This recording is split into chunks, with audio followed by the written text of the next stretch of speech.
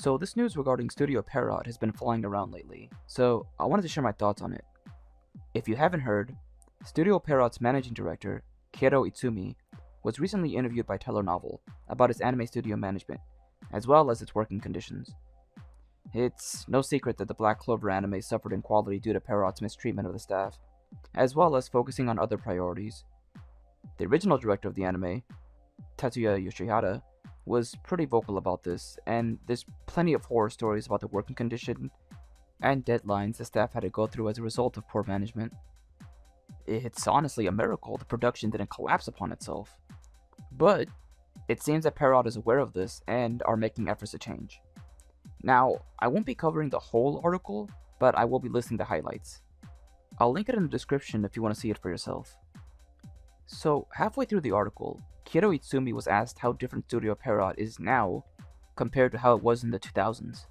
He responds by saying, quote, "In the past, the anime industry was known for its thin profit margins, and there may have been an image that creators were expected to work in a way that disregarded labor standards.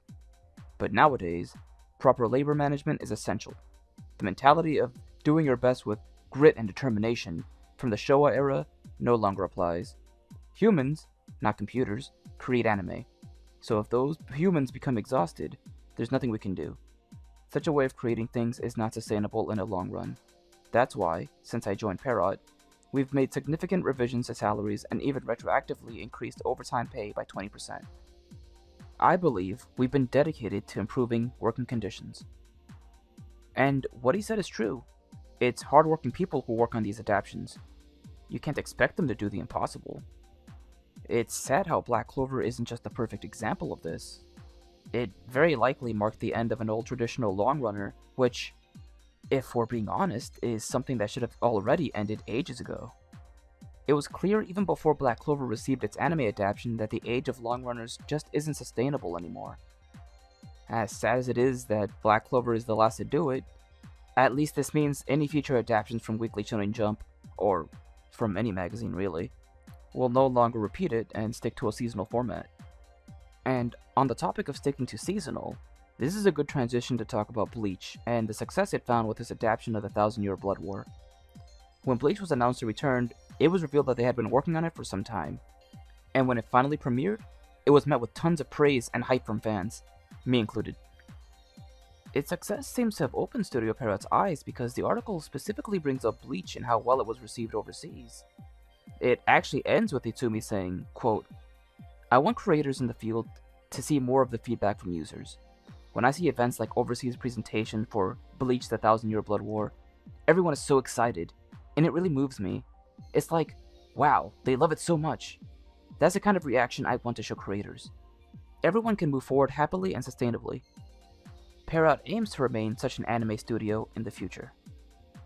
And they're absolutely right. Bleach's return was a big thing, and it not only got the fandom riled up, but the anime community as a whole too. If that's the reaction they'd love to see, then they should continue to follow Bleach's model. Let the staff take the time they need. We're seeing it now with Bleach, and it seems likely they're going to stay true to their word, because even the 4-part Naruto special was delayed. And I know fans are upset about the delay, but it's for the best. I'd rather they focus on quality rather than a rushed mess.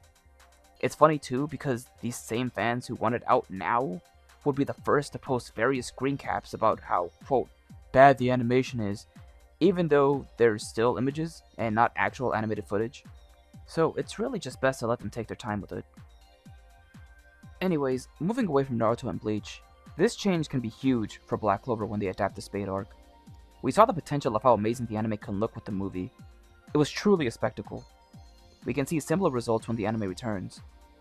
It's currently rumored that the Black Clover anime is going to return later this year, and this was shared by known leaker Spy.